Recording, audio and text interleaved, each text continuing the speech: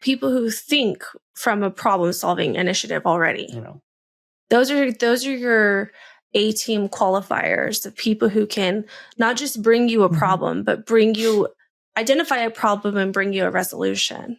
And in building that team, I'm going to say sometimes there are hiccups. Yeah. We're human. We make mistakes. But if we can learn from them and we can get past that and go on, I think we can build some of those teams. And it's the guys that are willing to say, hey, I messed up here. We can fix this. We can continue on. And hey, this is kind of the solution I'm proposing to it. Yeah. Those are the ones that a lot of times truly develop into your A team. Yeah. Because they're willing to stand up.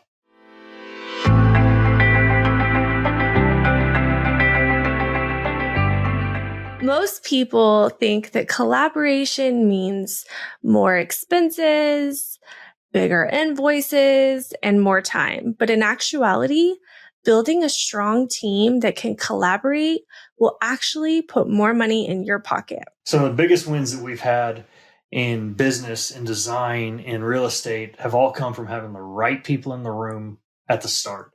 Collaboration is not an expense, but it's leverage. So on today's episode, we will be breaking down how to build a strong team, how to collaborate with others on the project to ensure a smoother process and multiply your time and money. Why collaboration matters, you might be asking.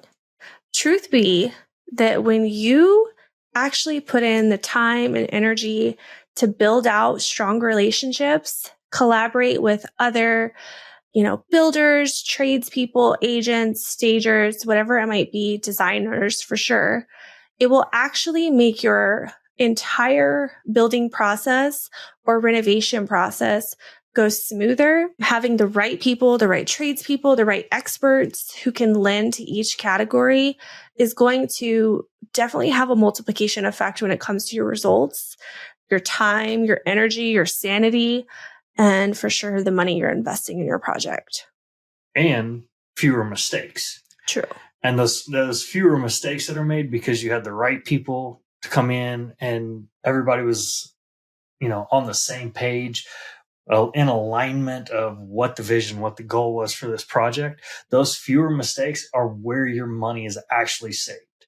It seems like you're spent a little bit, it seems up front like you're spending more in planning, but what you're doing is actually being ready for those spots in the middle that cost the most. Mm-hmm. Yeah. I mean, no one builds anything great alone. The saying, Rome wasn't built in a day. I mean, real comprehensive projects take team effort, planning, execution, collaboration, not just with your tradespeople, but also with the owner. So whether you're the homeowner working with the team or you're the investor, being proactive and working with the right people in their field of expertise is always a win-win. We've said it many times before. It's trusting the process. It is a process to lay out the plan. Yeah. I've had projects I've worked on back in, some of my corporate work, multi-million-dollar projects. Mm-hmm. And we would spend 6-8 months planning the project to then go spend 6-8 months in the actual execution of it. Mm-hmm. But those 6 months that we spent planning probably saved us 2 to 3 months in the execution because we knew if we had this issue, we could pivot here. Yeah. We had discussed many of the pain points of if this problem were to arise, mm-hmm. how can we adjust to it? Versus in projects where those discussions weren't had, cost us huge in the end of trying to pivot and make it right in the moment. Mm-hmm. Yeah. I mean, I can think back on the projects we worked where, we had that pretty extensive kitchen renovation. Mm-hmm. And we had a goal, like sort of a point A target of this is really what we want to achieve. And that initial planning and forethought collaboratively helped us devise like a really good strategy. But then you get into the thick of the construction process and, probably 25% of the time, you could run into a situation where you have to pivot. Yeah. And having that plan B already within our strategy approach helped us pivot faster, knowing like, okay, if this initial plan doesn't work out, like this would be plan B, and we kind of already have the baseline of the design structure, so we know we can shift quickly if we have to. Another example, and well, with that though, like, if your designer comes at you with a, hey, if we have to do this, we can tweak here. I'm going to tell you right now, failing to plan is planning to fail. Because if no plan has ever gone 100% the way it was laid out on paper, there's always something that has to be tweaked a little bit. But if you can't account for some of that, you're planning to fail from the get-go. Mm-hmm. And that can be on a large scale or small. I mean, I've had times too where I want to plan the tile application a certain way, like maybe, inlaying a design within the subway tile as one example. Mm-hmm. And then something comes up that I didn't see that the tile tradesman saw. And now it's a phone call of, hey, well, what do you want us to do? And being able to pivot quickly, not add more cost or scope to the work. Mm-hmm. And it matters for sure because it can snowball. We always talk about that snowball effect. But when your designer and your contractor are aligned on the project and plans are in place, even sometimes, that backup plan, what you've paid for in the planning process saves you those mid-project changes, and that truly is where your money is saved. And really, we haven't experienced this necessarily personally, but I've seen where there can be the wrong team together, and it actually can be quite a detriment to the client, where maybe the builder or the contractor and the designer can't seem to collaborate and work together well. And that can add tremendous stress, slow down the project. So not just the effort of collaborating, I would say, but even the next level of like together cohesively, making sure it's the people who can actually work together. Not everyone can. I mean, we see it with we've agents that can be so difficult. They don't ever want to. That might be segueing into a different topic there, but your team, a chain is only as strong as its weakest link. A team is only as strong as the weakest member of the team. Yeah. And sometimes the wrong teammate in the project can cause a whole lot more problems. And just not that they're bad at what they do, it's just that they're not the one that can work cohesively in that unit. Yeah, even as one more story, in our investment business, we've had situations where we brought in maybe a new team member and they just couldn't acclimate with the existing team and ended up costing us more time. Yeah. And we had to pivot. So, with that, how do you build the right team? Some of the best teams are built with clarity. You've got to clearly communicate what your role and function is, and everyone, truly everyone on the team knows their role, what their job is, and how their role affects everybody else. If you throw a sports metaphor in there for them, baseball team, the shortstop's not your catcher, he's your shortstop. Your pitcher's your pitcher, not your center fielder. Yeah. They know where they're going, and they know what they do, and they do their job so that the entire team functions together. Yeah. We have seen bad teams on multiple levels, like extremes of investors who were actually not really managing their own projects. They put too much weight into their contractor who only wants maybe their defined team involved. That's usually a recipe for disaster. We've also seen it on the end of building, and another aspect to that team, though, is trust. Oh, it's huge. You have to be able to trust your team. If you can't trust your team, if you're constantly double checking or micromanaging them, then we have an issue. You've hired people for their expertise. Hopefully. You should be. Yeah. But if you're hiring somebody for their expertise and that's what then let them do that. Let them do what you've hired them to do. I feel like this is more of a conversation towards industry than it is individual. Just in my opinion. Because you need a project manager. Yes. And every project needs a project manager. But if you're point of contact. Yeah. If you're a homeowner, it's really not your job to be building out the team. It's your point of contact, your project manager that should be building out that team. And that's what we do for our clients. Yeah. But then on the investor side or professional side, you have to take ownership of your project. That is how you're going to maintain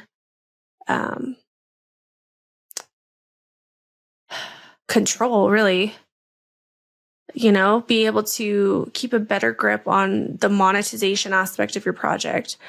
And it happens way too often where investors are not hands-on enough. They don't know enough about the space. They're not overseeing their projects enough. They're spending way too much money and they're losing control due to timelines that they should have better managed, be able to manage it better. Yeah. So how do you build that A team? Like, if you're an investor or even a builder, contractor, how do you build that A team of people who are loyal to you, who are available? I mean, how do you do it? I think that honestly comes from setting the standard up front. Like, this is the expectation that, we talked about clarity. Communication, collaboration. I'm hiring somebody for a specific job that's what I'm expecting them to do. And I'm expecting them to bring their expertise into it. Yeah. I also don't micromanage how they're doing it. As we've talked about before, I'm not telling my mechanic how to fix my truck. That's what I'm paying him for. But at the same time, I'm working to build a team that is going to work together, work with me, and understands what I need and when I need it.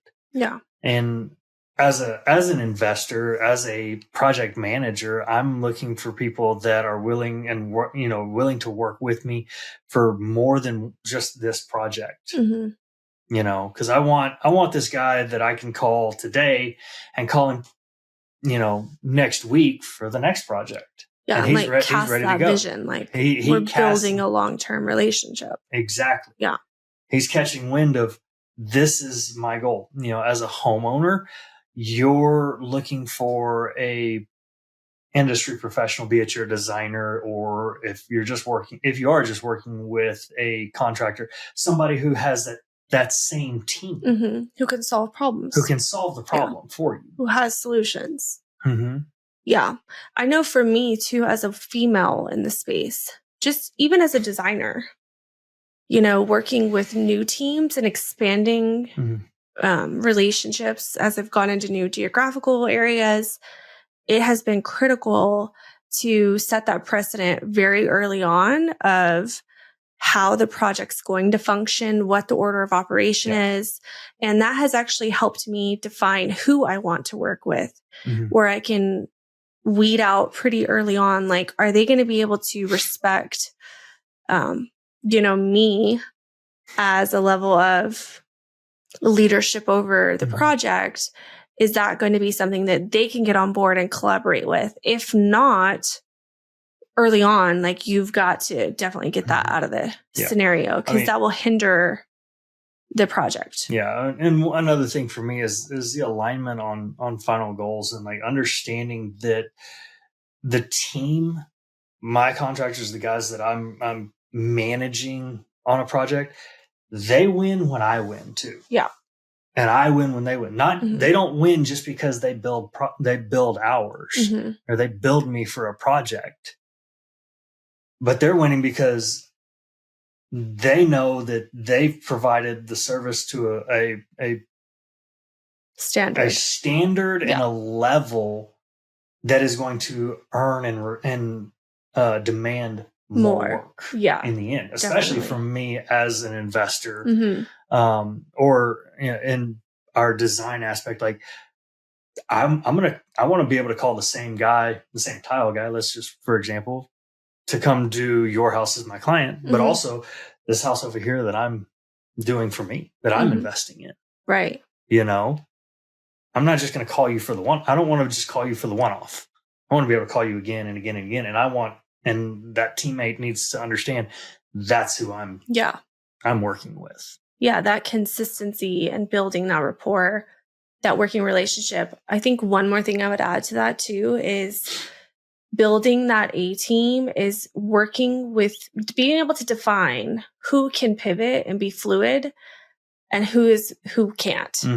Because there are times when, we might, as an investor, need to evaluate something within the scope of the job that might require a little more creativity in terms of problem solving, and having someone that can think in that realm, like tile wise, the shower that we had on a project where we had to reassess something we weren't anticipating on doing that could have cost us 3 times as much as it did. Yeah. Because we had to be able to work collaboratively with the tradesmen of, hey, this is our goal. How can we creatively solve this issue without just a complete gut job? And people who are more fluid are people you want to hold on to because they think more conceptually and they're open to being challenged on a way that maybe they haven't done something before. Yeah, which, that type of characteristic that you find in like your A team members, their willingness to be creative and problem solving and have that fluid response when needed is key, because it's really about you being able to lead them down a path. I'm flandering on that. You gotta be able to lead, and leading doesn't mean micromanaging. Yeah. If I have to tell you how to do everything, then what good are you to me as a teammate? Right. Then you're just executing labor. Yeah. Yeah.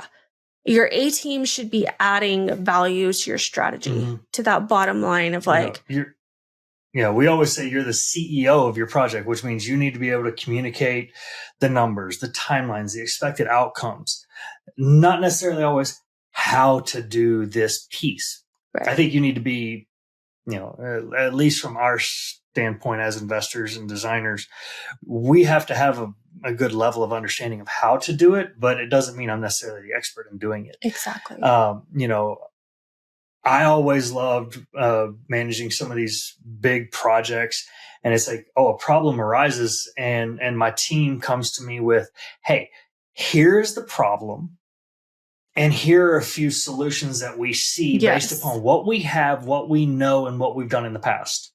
And what can, from your aspect now, what do you think and how do we go forward so that we can quickly make the shift that was necessary and do it effectively, efficiently, and time, cost, and in all aspects of the project so that we are able to continue moving forward. Yeah. People who think from a problem solving initiative already. Those are your A-team qualifiers of people who can not just bring you a problem, but identify a problem and bring you a resolution. And in building that team, I'm going to say sometimes there are hiccups. Mm-hmm. Yeah. We're human. We make mistakes. But if we can learn from them and we can get past that and go on, I think we can build some of those teams. And it's the guys that are willing to say, hey, I messed up here. We can fix this. We can continue on. And hey, this is kind of the solution I'm proposing to it. Yeah. Those are the ones that a lot of times truly develop into your A team. Yeah. Because they're willing to stand up. They're willing to make the adjustments. They're willing to, take on, and they think. Yeah, which is actually a perfect identifying mark of who's not qualified to be on your A team. Mm-hmm. People who are not, who are the opposite, who lack the character to fulfill the job, to follow through on what they say, to be available, Yeah. Unfortunately, I point that out because it's a very big thing. Like mistakes that we've made in this collaboration journey of figuring it out. Yeah.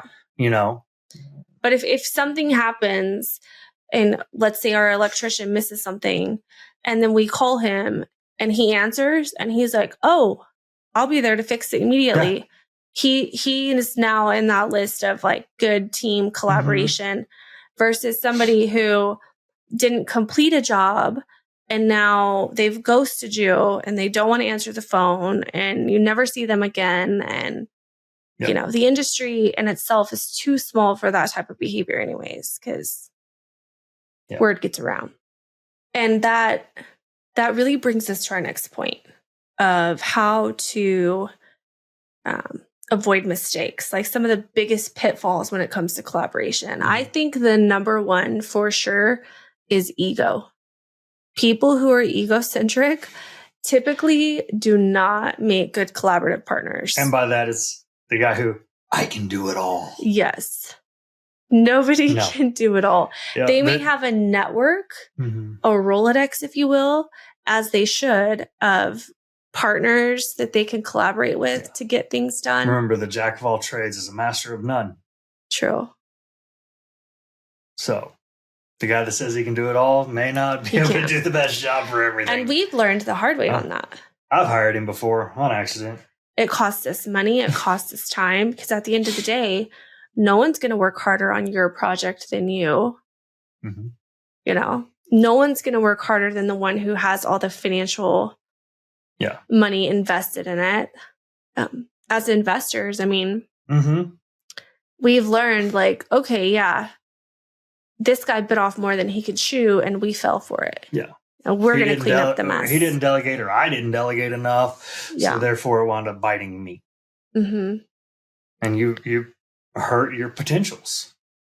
Second, hiring based on personality versus abilities. Yeah. I just really like There's this guy. There's just something about him. There might be, but there's still a point where you've got to be able to get the job done. Yeah. Yeah, and we've talked about that before in our designer episode. Like, you cannot hire for personality alone. No, they have to be able to produce. And that comes for all trade applications. Yeah. Yeah. And I would even propose that some of our most successful projects are when we work with people who, we can challenge each other. It usually produces great growth versus if everyone just go along to get along, it's usually not as usually hasn't turned out in the best end result there. Yeah. And also I feel like that's a good testament to people who are truly experts in their field is they usually have enough fight in them to, that's going to work or that's really not. Yeah. Yeah. I mean, we've seen that across all trades that we work with, really. Yeah. And I would say another maybe second runner in collaboration mistakes is silence. Silence costs money. Whenever you just don't respond or you start to disengage, it can be very problematic for the progress of the project. I mean, we've experienced this with design clients and industry partners, like, you know, as investors. The silence becomes an assumption. Yeah. And assumptions cost money. And, you know, as the old saying goes, when you assume, you make an ass out of you and me. And it doesn't end well. Yeah. It just doesn't. I mean, it's there. There are times, you know, some people struggle to express how they feel more than others. Yes. And we've really tried to strive to allow our clients and our partners to be themselves authentically, so that they have that level of confidence when they can actually tell us, even if they feel uncomfortable or whatever. And there's a difference between I need a moment. Yeah. And I'm just retracting and being silent. Yeah. I'm just totally deflecting. There is a difference, and we need to make that clarification.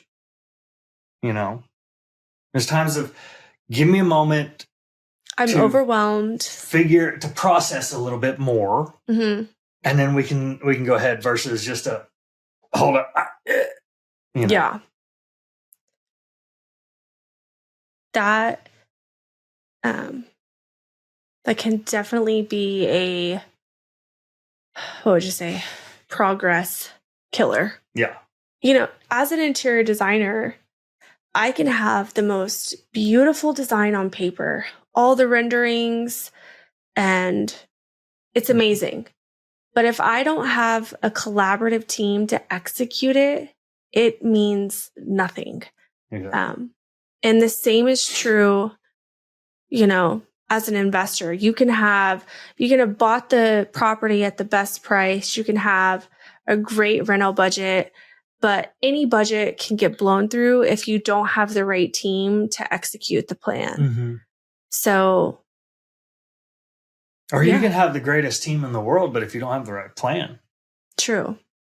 It's vice versa. I mean, collaboration, you know, is a hidden profit center.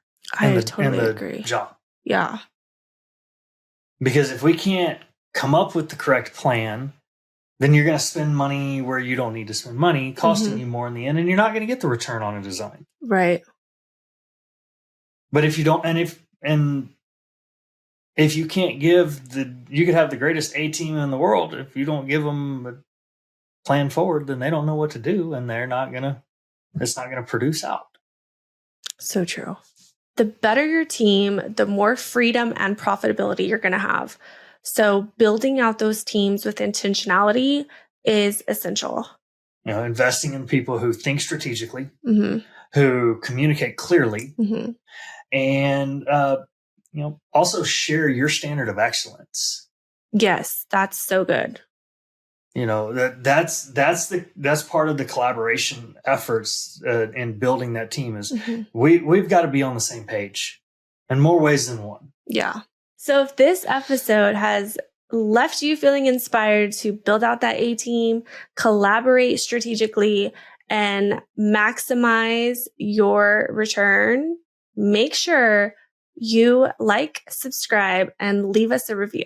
Remember to follow along with us on social media and tune into the next episode. And we look forward to seeing you again on the next one. Thanks for joining.